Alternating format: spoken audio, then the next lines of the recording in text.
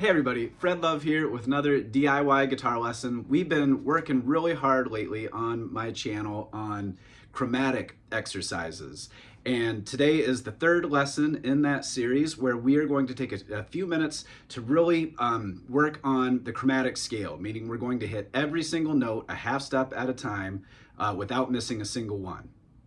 So in our previous lesson, we were doing this. We're starting with our pointer finger on the 5th fret and going A sharp, B, C with our pinky, and then jumping down to the A string, doing the same thing, 5, 6, 7, 8. And so that starts on a D note. D sharp, E, F.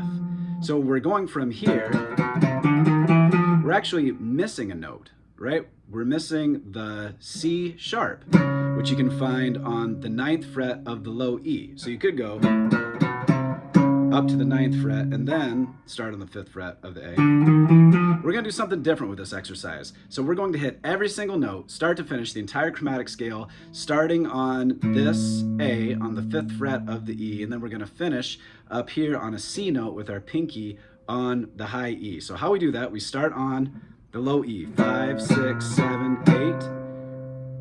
Then we're going to jump down to the 4th fret of the A string, and that allows us to get that C sharp. And we're going to go 4, 5, 6, 7. Then we drop down another half step when we jump to the D string. So we start on the 3rd fret, 3rd, 4th, 5th, 6th.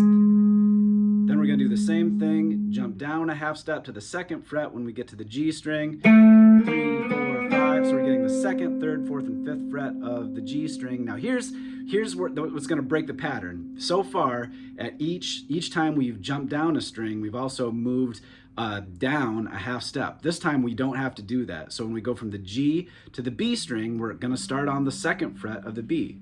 Go 2, 3, 4, 5.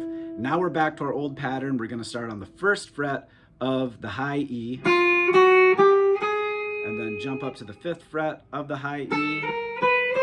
And that allows us to finish on that C note on the 8th fret of the high E. Here's how it looks all together. So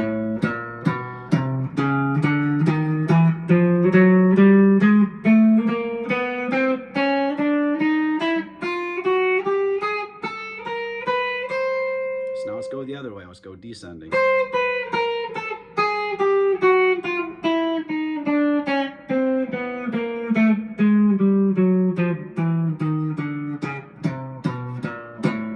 Okay, so let's work with the metronome. Let's keep it nice and even. Let's see how fast we can go. At some point, maybe you can get up to a speed like this. All